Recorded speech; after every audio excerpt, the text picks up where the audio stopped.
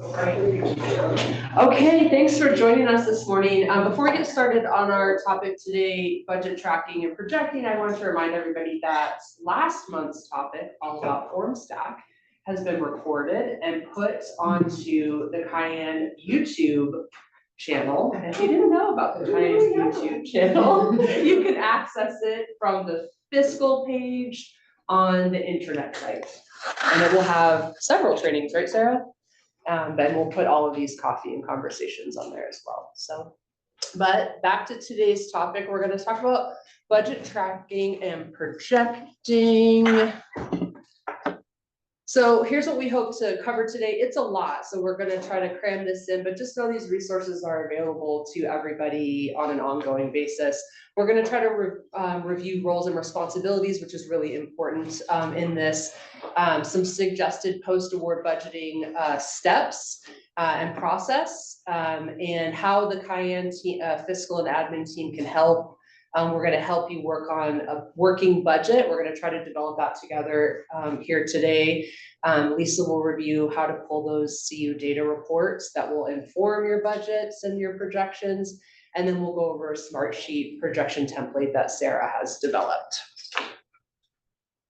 Okay, so important first thing to talk about is roles and responsibilities. Everybody here knows that PIs on these projects have the primary responsibility for management of their project. So even if you end up delegating some of your work to other folks on your team, or if you get support from the fiscal team, you as the principal investigator are still responsible for the management and oversight of these projects. So PIs should also be monitoring subcontracts for fiscal drawdown and alignment to the programmatic aspects of the project. So that's an important one. Sometimes that is one that maybe goes less monitored, but we're going to talk today about the importance of making sure that that's part of your monthly check.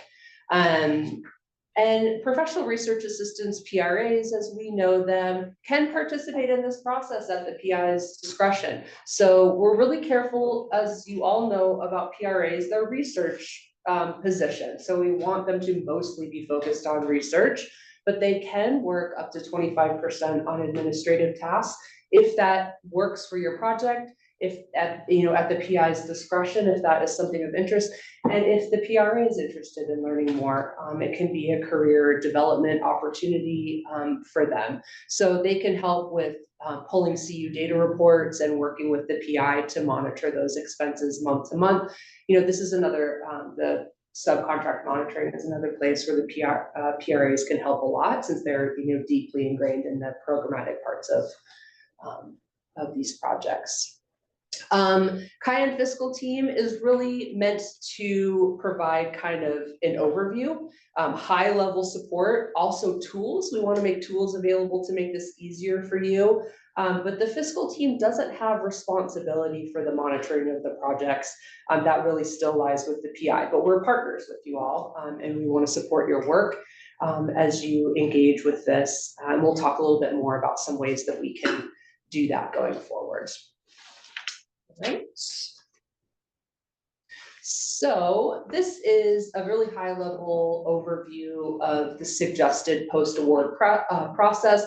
Really important to orient yourself here. This is post-award. So when you get funding, yay, great job. That's where this process starts. It also is an annual process. So it's not just after funding, it's every year you're going to review this after you submit your RPPR and you get that new notice of award. You're going to dive into a working budget and align your projections, your budget and your projections that way.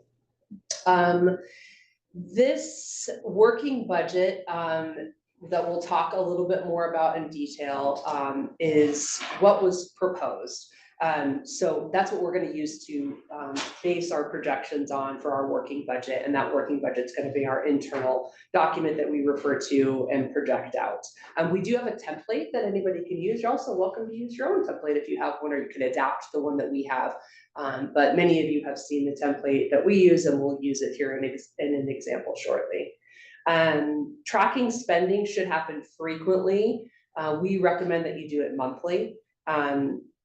there's a lot of reasons for this. We want to get out in front of any mistakes or issues that we see. Also, OGC and the university make it really hard for us to correct things that are older, mistakes that are older than 90 days. So sometimes it's hard, sometimes it's impossible to fix those. So we want to be reviewing this monthly so that if there are mistakes or things that need to be shifted around, we can do that in a timely fashion. If we start this process from the very beginning, it's going to help us to, identify those mistakes early and fix them, and just, in alignment with the overall health of the grant management. That's something that we really want to move towards. Also, Sarah, as I said, has put together a smart sheet template that may be useful to you all as you put together your projections. And of course, that's all supported by those reports and CU data that we're going to get to here shortly. If applicable, if you have subcontracts on your grants, you want to be sure that you are monitoring those monthly. This, you want to keep track of, a loose reconciliation of what's in the subcontract in terms of what you said dollar-wise and programmatically, and what you're actually, what subcontractors are actually invoicing. So this is kind of a common, I think, misunderstanding, is that the CAIANH fiscal team monitors the invoicing. We do review invoices and we keep track of them overall, but if someone does an invoice for 6 months, we have no way of knowing if that's appropriate or not. So it's programmatically going to come to the project teams and the PIs to ensure that your subcontractors are invoicing timely. We definitely don't want to see an invoice once a year. We want them to be invoicing frequently, monthly if possible, but definitely in alignment with work that's being done. One warning that we wanted to give you all, we can touch on this a little bit more, is that untimely invoicing is something that will just destroy or skew your budget and your projections. And you'll end up at the end of the project trying to get down to the last penny and anticipate how much your subcontracts are going to invoice you for at the end of the project. So you want to avoid that at all costs by monitoring how often they're invoicing and aligning that with programmatically with the work that they've agreed to do. Anything else on that, Sarah? I know that was a big point. No, that was great. Okay. So meeting with the fiscal team quarterly, this is something that I think we've offered, but we're going to start putting meetings on your calendar to meet with Sarah and Lisa and I as appropriate, to just partner with you and help you through this process. Make sure you have another set of eyes on your projections and on your budgets. This will help us, as I said, be proactive instead of reactive. And we really want to turn the corner on that, on being proactive on grant management and aligning ourselves with the best practices for these grants. You are the experts programmatically of your projects. We just want to help support you and make sure that we've gotten out in front of any potential issues. If we've done all of these steps, we're going to have a really easy closeout, whether that's at the end of the project or at the end of the project year. And we're going to be aware. We definitely don't want to be surprised at the end by any issues that might come up or might have come up, and we have to account for a 5 or a 7-year project. We definitely want to know along the way that we have fiscal health before the end of the project. Can I ask you a question? Yeah, of course. So working with subcontractors, so Both, right? yeah. I feel like sometimes I try to throw out there hey, can we do this? Can you send your stuff monthly? Some are better at it than others. I feel like sometimes coming from me, it's just yeah, whatever. Do we have a formal document that requests that from the CU fiscal team that maybe has some more weight to it than when I just throw it out there to whoever I'm working with? I just feel sometimes they're yeah, I'll work on that, and then I get nothing. And I'm Yeah. Bring the horse to the water. Yeah, we don't have a template. It's something we could look at, but I think the reason we think it is more your responsibility is because it just us emailing is just a middleman. Because it's really, if they're not invoicing, then that might mean that they're not doing the work. So maybe an approach that you could take is trying to take it from the project perspective. Hey, I know we've met 5 times this month. but I haven't seen an invoice in 2 months. Have you talked with your billing team about why that's happening? And then pull us in from there.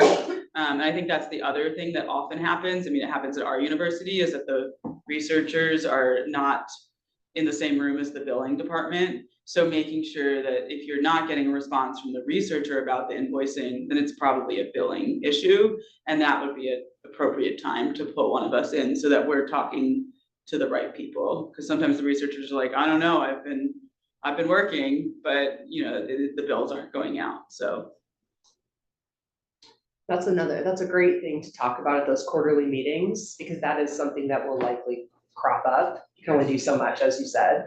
But it's a place where we can support potentially, and if they, you know, it is part of their contract. So we can help support aligning the budgeting or the billing people, as Sarah said, with the programmatic side. Yeah, I have another question about those quarterly meetings. So is the idea that would be a quarterly meeting with the PI to talk about all the things you have, or is it project based? PI based. Because I have like contracts and grants and cooperative agreements, and like, we're gonna need a 3-hour meeting. Yeah, and we can do it monthly, like some people, it might make more sense to do it monthly. And then we could divide it up, you know, there's only so many of you, so it's not like it's gonna be, Okay. you know, like I'm gonna have a PDF where we can only fill in the PDF and make it work. It's just something I've been wanting to do and haven't felt that I have the capacity, but feel that I do now, so. I think it would be super helpful, but I just like some of there's such different, as you know, the contracts that we have are such different animals than the grants that we have in terms of tracking the budget and invoicing and all that kind of stuff, so. Yeah, and so that would be a good way to divide it up Yeah. for you, yeah, and maybe do twice quarterly or even every month, yeah. Are you guys particular about who else is attending that meeting? Because some, you know, with multiple projects, we might have different team members. You know, one might come to the portion on tracks, but Sierra might come to the one on. Is that okay, or do you want it to Yeah, just be discretion, one? yeah. Is that okay? Yeah. All right. Okay, so to orient you to this slide, this is really about how the fiscal team at CAIANH, all kind of the various ways that we are trying to support your work.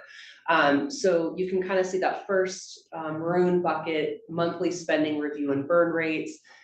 This is something that Sarah, it's Sarah, records spending and calculates a burn rate. And she is keeping an eye on that and can contact you if anything seems amiss on those projects. And that's another place where we can discuss at the quarterly meeting. I think the other thing to know about the quarterly meeting is it doesn't replace questions in the meantime. If you have questions, you can still email and reach out, but it is a way that you know that we're going to be having a check-in if there's things coming up for you. Do you want to just go ahead and click on your smart sheet now? We wanted to share this, felt like it was important to share the smart sheet that Sarah uses for project budgets and kind of looking at those every month, because she goes into a lot of detail to try to keep track of where every project is in our department, so that we don't have any surprises and we can identify kind of red flags in the spending. So this is what she reviews every month, and can spend some time reaching out to PIs as needed if there are questions. Sarah, what else? Yeah, so just really quick, so I have this list of all of our speed types, and every month it automatically clears out the expenditures to date and then sends me an email and says, time to check projects. And then I go in and I pull a trial balance report, which I'll show you in a bit. And I put all these expenditures in, and then it automatically calculates based on how many months have passed and how many months are in the project. I think this is a burn rate, it works for me. So we're trying to get this number closest to 0. And if it's negative, it means we're spending too fast. And if it's positive, it means we're spending too slow. So some of you may have gotten emails that says, hey, we're projecting that you're going to be overspent by the end, or you're only halfway through your project year, but you've spent 75% of your budget. And then we might, go back and forth and kind of see why that's happening and change some of the projections.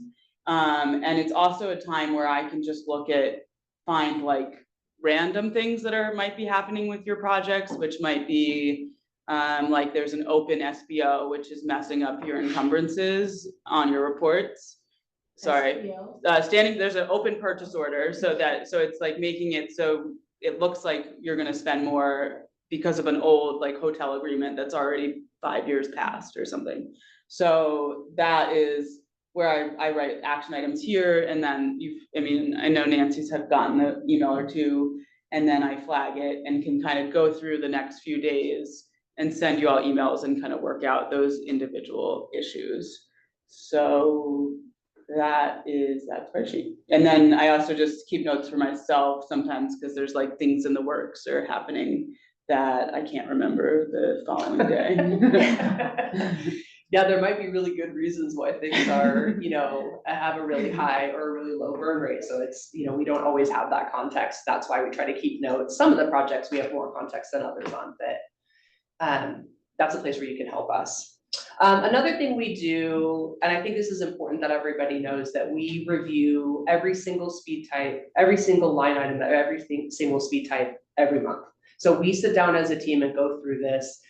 Sometimes it takes us like 2 hours, sometimes it takes us an hour or 50 minutes and we get out of there, but it's a time for us to make sure that all of the people who should be hitting those grants are, that we're not missing anybody, that there's not any weird purchases that didn't come through us for some reason that we don't know about, that things are being allocated to the appropriate account codes. And again, this is one of those things we have to fix it timely, because if we, miss the boat on fixing it and we get to 90 or 120 days, we lose our opportunity to do that. And it's important for us to have that aligned correctly. And our goal is, of course, 100% compliance. So I think we're pretty good if we do this right up front. We don't have a lot of mistakes to correct on the backside, but there's always stuff that slips through. And so this is a way that we can just double check and make sure that nothing is falling through the cracks that we've at least identified, even if it results in us having to do a PET or a JE to move funds behind the scenes. Rather do that monthly than have that crop up. And yeah, can I just do some jargon busting? Yes. Yeah. Throw up initials that I think I know, but maybe not everybody knows. Yeah. And also, I just get some clarification. So, you Yes. J, Yeah, if you're doing a JE, you're doing a journal entry, it's moving money from speed type to speed type. Or an account code. Yeah. If you're doing a PET, you're moving money, salary and benefits. What are PETs? Payroll expense Transfer. Yeah. Yep. Okay. And that means you're also transferring time. So that's why PETs are a bigger deal, because you're also saying that a different amount of time than we initially paid for is on that project. And those is very complicated in our department. It's tied to funding distributions. And it is something we would love to get to 0 or maybe a couple a year. It's really tricky for us in our department. Some people are on one project and they're on one project forever. In our department, people are on, 15 projects and it changes every month. And, just to skip ahead to monitoring the funding distributions, that's not a complaint. We want to track that. We want it to align with the work being done on the project. That is our responsibility. And we also need to document big changes in funding distribution from month to month. As I said, we want it to align. We don't just put people on projects, to cover their salary. They need to be working on those projects. And that is a place where it's good that we're a little bit removed from that process, so that we check into it. This doesn't look right. Why is this person on this? What are they actually working on? And we'll reach out and ask for clarification there. Yeah, I think that was it. Just wanted to make sure I covered everything. Yeah, the monthly financial review, as I said, is also a place where we can double check the funding distribution. So those go hand in hand. We talked a little bit about meeting with PIs. Sarah's gonna start setting those up quarterly or whatever timing makes sense. It's gonna be iterative because it's just the beginning. So it's probably gonna look different for all PIs, but we wanna make that a tool that's available for everybody so that we are all on the same page and can get out in front of any issues that might exist. Subcontract monitoring is a really important one, as we talked about. This is a place where the fiscal team reviews invoices for completeness. We're looking at those if someone's missing a date or it doesn't look right or we don't have their hourly rate. We reach back out to make sure that that looks correct. Important for you all to know that we do not ensure that the subs are billing in a timely manner or monthly, or, we just don't have the programmatic awareness to do that. So that's why we, started out by saying that is the primary responsibility of the PI and the project team to make sure that that's happening. But we're here to support and ensure that those invoices are, once they're submitted, they're reviewed and sent for payment as quickly as possible. One thing I don't see up here that we're trying to figure out, that I can get better at is, like, I'm on some contracts with other institutions, but I haven't checked in with fiscal team to be like, hey, is this billing at the rate that they asked us to bill at? Like, they really haven't come to me, but I also haven't checked in. Is that something like that? Yeah, Like, how do we get on top of that more? I think that this, like, as far as it pertains to you, it falls into all of this. So we're considering contracts and grants the same here. I think if there's a bill, like, you don't need to be worrying about if they're sending invoices to because we do, like, we don't do it, but OGC does it and they do it monthly, and the only time that you would want to worry about it is if you had a financial report. So like for JHU, we need to send a report, but you're on those emails that so yeah, you don't need to worry about that. You just need to look at that big number and like the bottom line and make sure that you're not overspending, just like if it was a grant. So I don't need to like send an email to fiscal team. Did you send monthly billing for? No, please God, no, yeah. I just wanna make sure I'm not like. I have contracts that the OGC sends to me and says, Yeah. we need the documentation, that it triggers them to send the invoice, and if they need something from me, they email me and say, I need this. They're very good at, yeah. Yeah, we're good friends. That's a good relationship. Do you want to close the loop on what Jared was just saying about, like, OGC sends the invoice? How are they informed about? Do you want to just kind of? Oh, yeah, so like we're billing to speed types, so when they invoice every month, they're pulling from our speed types. And then they make their invoice either in the template that we have or the template that the sponsor gave, and then they either invoice, or if it's a federal grant, they're drawing from a fund. So it depends on what it is, but that's why we need to make sure all our speed types are right. Okay, so let's jump into this, how to make a working budget. Hopefully, this is a lot of review, but we wanted to make sure that everybody knows, because having a good working budget will enable you to have good projections. We wanted to highlight some of the pitfalls. So again, to orient you back to that timeline slide, this is a post-award exercise. So when we first get funded, or after an RPPR, we're going to develop a working budget or add to an existing working budget that we have. So we're reviewing this and updating it annually. So the basic steps that we're going to follow, and then we will take a look at our internal template.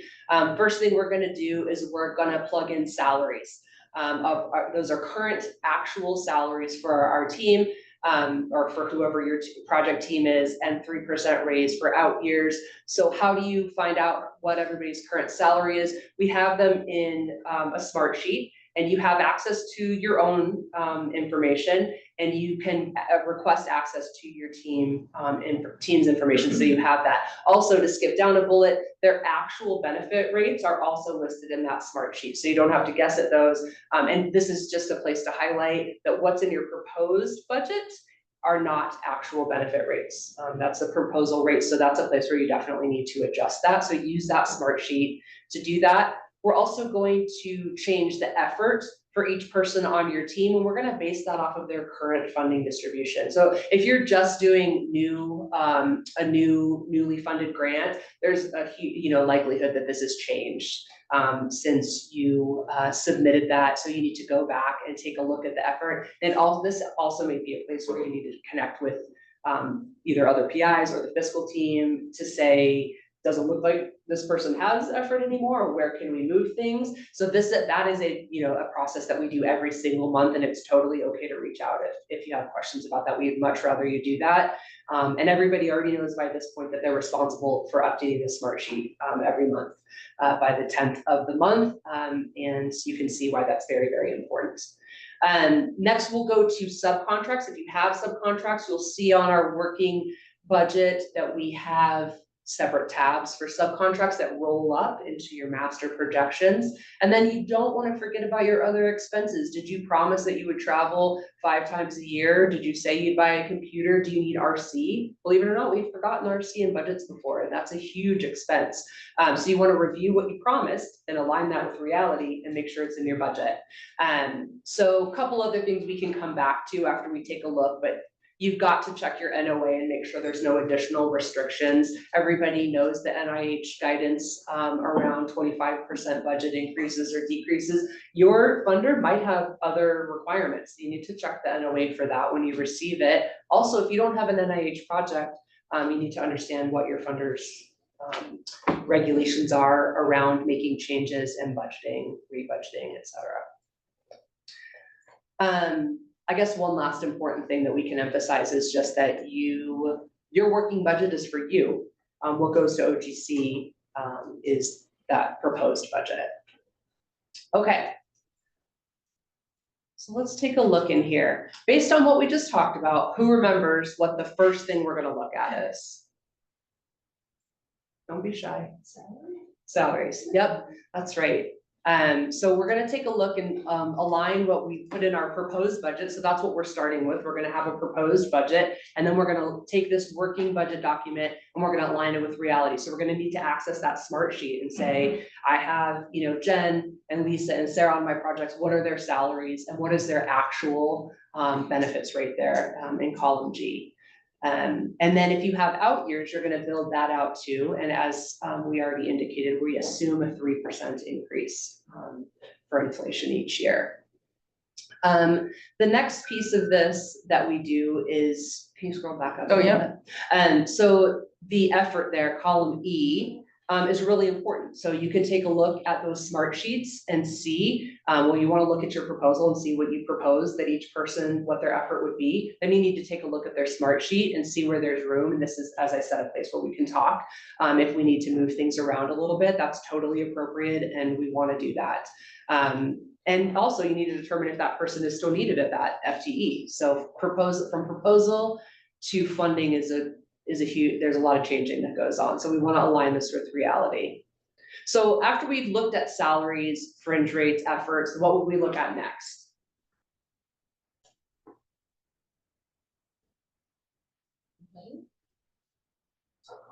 Yeah, sure. Yeah. So you can see down here, we have tabbed out 2 subcontracts for this particular imaginary project. And we have a template for those. Can you scroll up a little bit on the, could you click on one of those tabs? They're set up the same. These are almost always salary, sometimes travel, respondent compensation, but we want to make sure we get the salary right for these individuals. Often their fringe rates are really different than ours, so that's a place where we have a little bit of work to do to ensure that those are still accurate. And then you can see on the roll up, you go to the roll up and scroll down, all of those sheets roll up to this one so that you have a total projection. Did you have something to say, Sarah? Yeah, with subcontracts, just that they're considering the same exact things that we're considering. So they have the same changes, but as the parent grant, we have 2 ways of dealing with that. We can say, what do you actually need? Or we can say, this is how much money you have in the proposal, make what you need work with that amount of money. Which at first, when I started doing this, I wanted to just do, to do the first option, but it's a lot harder because then you have to then adjust your budget. And I was nervous about doing you have this much money, but in most cases, people are like, okay, here's my updated budget, and they're fine with that. And they almost sometimes like that structure. And I know that we do when we are contracts. So that's the communication is a little bit back and forth with your subcontractor, of course. Okay.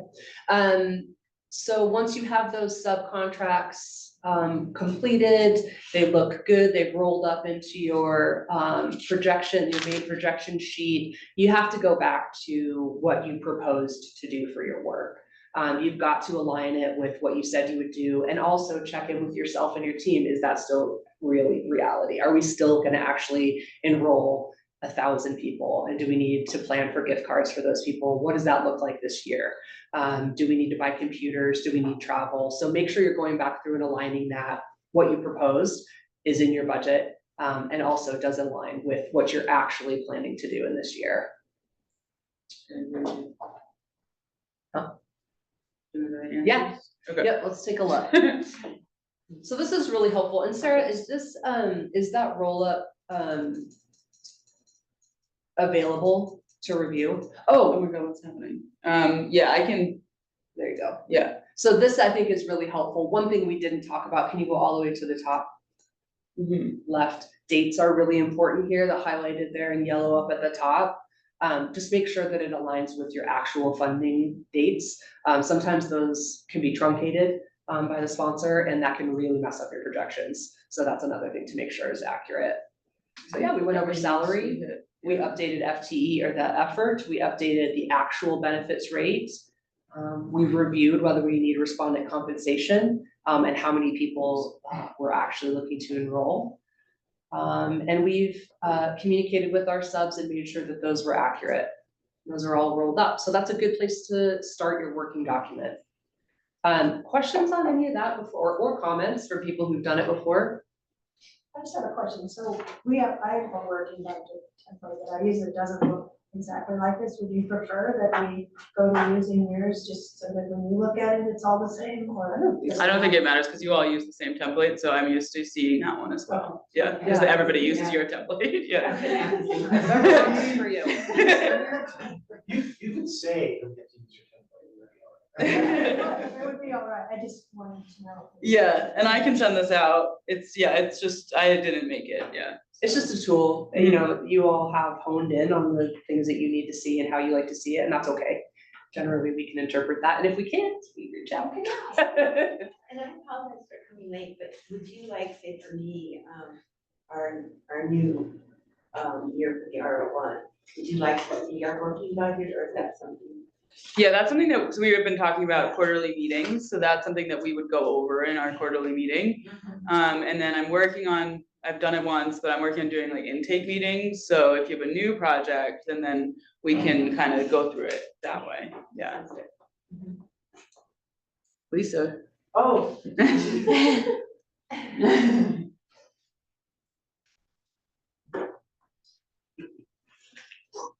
Alrighty, so one of the things that we suggest you do monthly.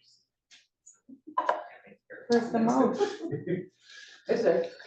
Yeah, you see it? Okay, so one of the things that we suggest you do monthly is pull your reports, your MFIN reports to do the line by line checking. Jared, no, sorry. So can I ask a question real quick? Last time I went and pulled this, the trial balance summary had a different name. No. Yes? I think we might answer that, Okay, because good. it's different, yeah.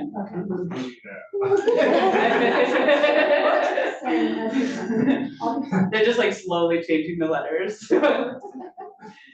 So this is where you go in Marketplace, there's a tile. It's a video. Where does? Click on the screen.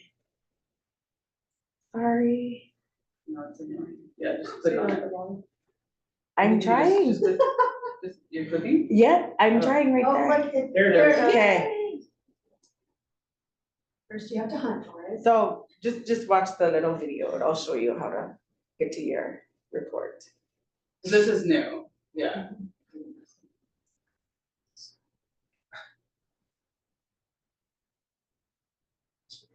Yeah, it's annoying. I don't know.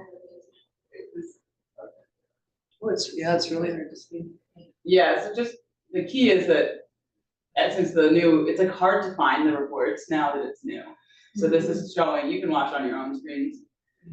It's showing now. And what tile do you pick? It's called, I think it's called CU data. Yes. Oh, mhm. And if you don't have access to it, then we need to get you access. And then as soon as you find it, make sure you mark it as your favorite.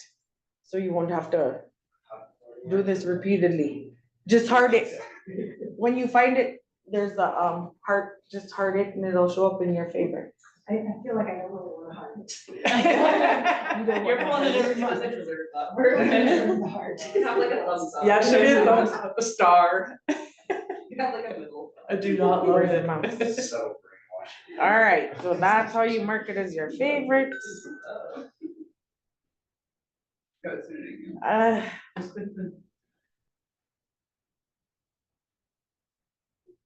This is how I feel every time I do this. all right, so the purpose of reviewing it is that you'll be able to see line by line, what's hitting your project. Very important at the top of the page, when you get in, make sure you're on the correct fiscal year and you're, on the correct month. So for this one, you see the example is this speed type, you put in the speed type here in that box and insert it. Make sure down here, very important, that you only click the active button, not the inactive. What is inactive? I've never, Prior years. Yeah. I'm guessing I've never clicked on I think inactive. it defaults to that. Yeah. For financial detail, it's not as big a deal, but for trial balance, it would show speed tips that aren't active anymore. Sorry, this is. Okay, and up here at the top left, you can see.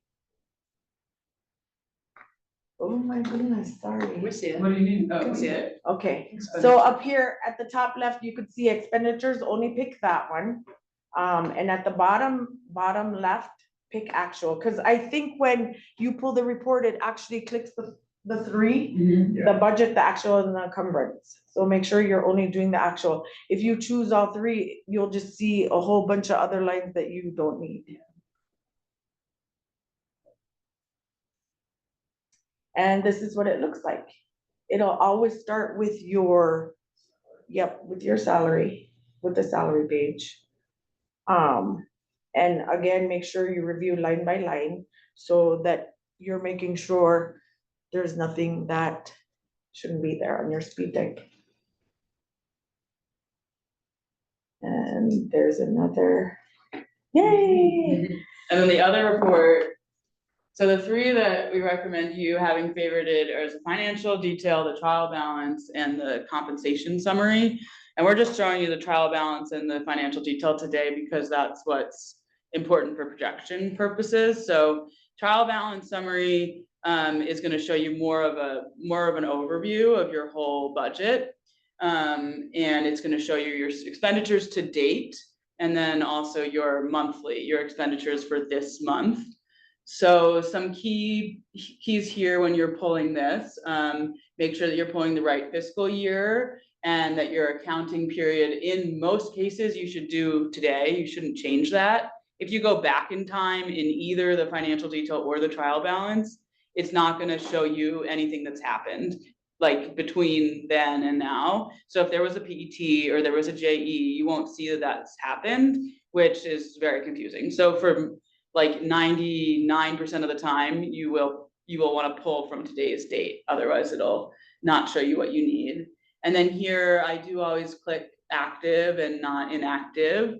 And then you press run. And so this is this is the top of the trial balance. And I highlighted some other things that this report shows you. So if I need to know the status of a project, I use the trial balance. So even if I don't need to know anything about the fiscal info and I just need to know if it's open or not, this is the easiest way I've found to know what's happening. So that's the highlighted there. It's just the dates and the status. And then, yeah, this is hard to see, but it's going to show you like what budget here. That first column is the budget that we put in front with OGC. So that's like your proposed budget. And that's important for it to be accurate because if we're changing it, we need to know if it's that 25% difference. And then so then down here is our important numbers. So our total budget, this is our total budget number is right here. And then our to-date actuals, so how much we've spent to date. And then how much is left right now is just that minus that here. And then this next column is our encumbrances, and when I first started this job, even though I went to business school, I had to search what encumbrances were meant.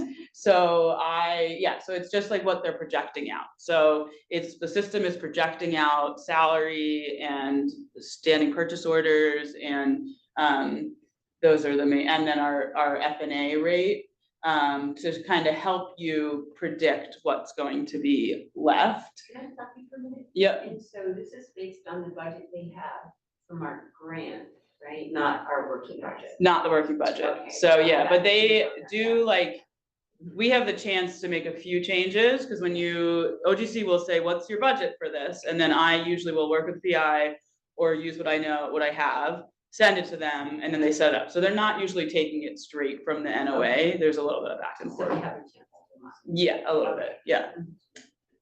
And then this final one is this number here, which is kind of sometimes hard to find, because you always want to go with that bottom number, but that's just your total budget again. So the second to bottom number is what it's projecting that you're gonna have left. And you might be asking yourself, why can't we just use this as our projections? Because that's what it's doing. And I will tell you, and then I'll show you a solution, but I won't be able to show you what it is. But anyway, so the reason is because it's not that smart. So the salaries, it's what it's doing is it's projecting out whatever you have in for this month. It's just keeping that the same until the end of the project year. So if you're in at 10%, it's just gonna keep you at 10% throughout the year, even though you know there's a conference in March and you're gonna go up to 20%, and you need to account for that. So it's not encumbering any of those changes. It's not going to obviously encumber any changes, like any raises, any promotions, any changes in benefit rates, things like that. And then the other big thing is that obviously it doesn't project out your individual, like the operational costs, it doesn't project out at all. So that's also nice if you want to know when you're going to spend that money. And then the big thing, which took us like, I don't know, half a year to realize, is that the F&A, they always just like it hard code encumbers. So no matter what, if you have $20,000 in your budget for indirect costs, it's going to say that you will spend $20,000. And for the most case, that's right, because it's always just gonna be like 56% of your expenditures. But in our case, where we have a lot of subcontracts, which does not have like a straight 56%, that's gonna affect your budget. So if you are spending, this is like getting nitty gritty, but if you're spending a lot more on subcontracts and less on operational costs, then that's gonna change your F&A amount. So your projections here aren't gonna be right. So that is a trial balance. I have a solution, but it's 45. Should we stop? Why don't you go over I don't know, ask up. If anybody needs to go, if anybody has a hard stop at 10:45, you're welcome to stop, because I know that's when we had this, but I'm gonna show you another sort of projection. It was like a cliffhanger. I know. So I created a smart sheet template, and in the hopes of like kind of helping solve some of these problems. Some of you have worked with it. I think it has pros and cons, and it's definitely like a work in progress. So I'm gonna show it to you, and then I will kind of I'll talk a little bit about my what I think about it. And then I think in our quarterly meetings, if it's something that you would want to use, we could implement it. But I won't go into too much detail about like how exactly it works. So again, hard to see, but this is in Smartsheet. So this is just the blank template. And what you do is when you start, you would put your budget here all the way down the line, and it has all the different categories. And then Smartsheet allows you to link cells. So what we would do is if someone was on the project, we would write my name, and then I would manually go in and link my salary for the project year. So it's going right to your funding distribution sheet, where it then has the percentages for each month. And then you can also link the salary So you link each salary and then it automatically does a 3% increase. And then it's gonna calculate what your salary is for that month. And then you do the same thing here for the actual benefit rate. That's gonna be linked from your funding distribution. And that's gonna calculate. So that's like the main issue with projections, is that we are trying to be nimble with our funding distributions because we're trying to be accurate. And CU data doesn't allow us to do that. So that's what this is solving. And then moving down, the consortium, you know, you put that in, it's gonna be manual, same with travel, and any other operational expenses. And the way that this has worked is it starts out by projecting the full budget year, and then it shows you how much is remaining at the end. And obviously, maybe not obviously, but hopefully in the beginning, when you're projecting, like this should be 0, the projected remaining should be 0.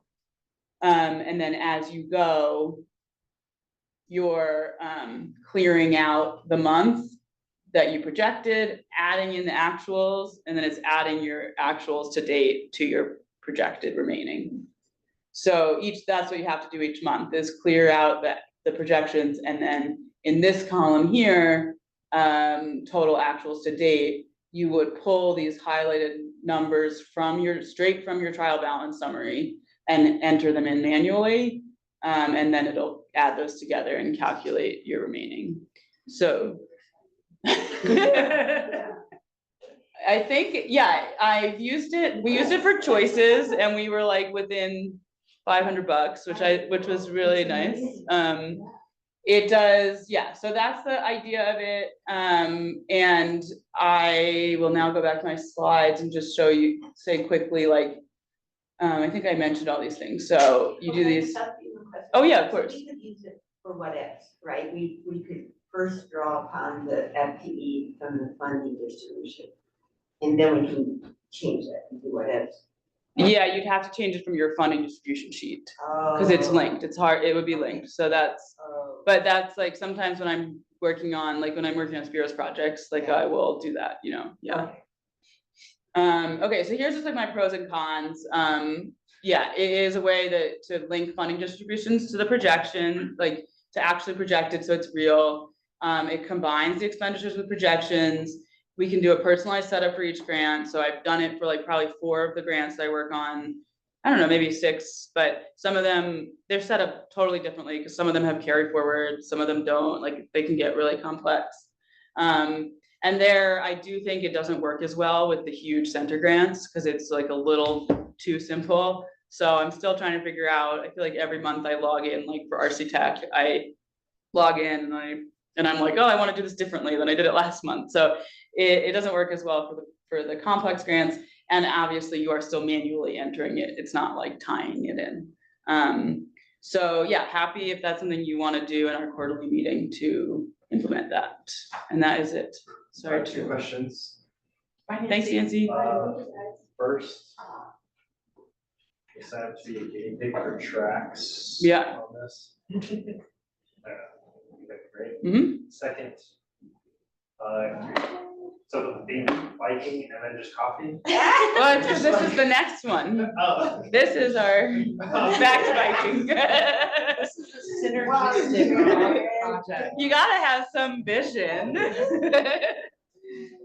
Any other questions? Yeah. I'll definitely set up a meeting, because I've been working with FinPro to work out the end date of the R01, so we can ahead of time and Oh, yeah, great. so that would be figure out. To figure out how to actually put, yeah, totally. This would be a great tool. Thank you so much. Yeah. for taking the time to do it. I love it. Yeah. And our next coffee and conversation, hopefully you all can be there, is November 20th. And it's gonna be purchasing goods and supplies. Great, thank you. Cool. Bye-bye. Also, Is it?